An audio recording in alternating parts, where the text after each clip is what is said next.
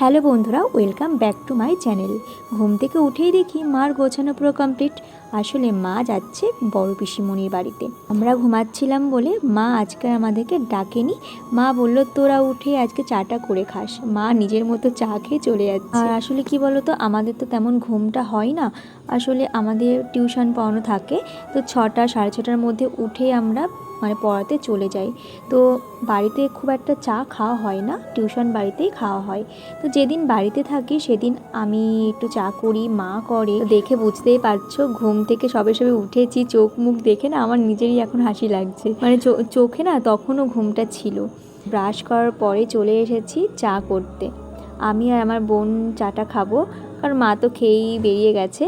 আর চা করে রাখলে না কেমন একটা লাগে, তাই মাকে আমি বারণ করি চা করে রাখবে না, যদি আমার খেতে ইচ্ছা করে তাহলে আমরা নিজেরা করে খাবো। তো সেই মতো মা করেনি, আমরাই নিজেরা করে খেলাম।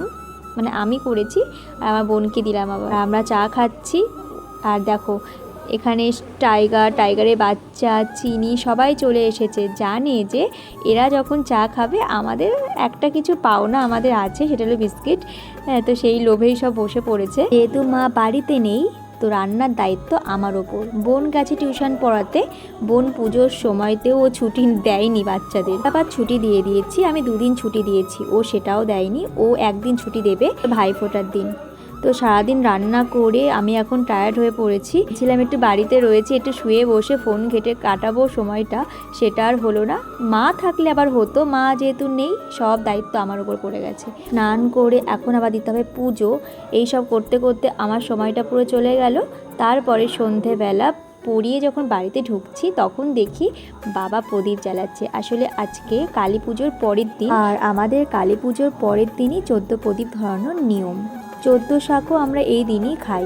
বাবা 14 প্রদীপটা জ্বালিয়ে দিচ্ছে, সাথে মাও কিছু প্রদীপ ধরিয়েছিল। তারপরে তো প্রণাম করতে হয়, তো মা বাবা দুজনেই প্রণাম করে নিল। অন্য বারগুলোতে মোমবাতি ধরিয়ে পুরো বাড়িটা বেশ সাজানো হতো। আগে 2 বছর তো মোমবাতি ধরানো হয়নি।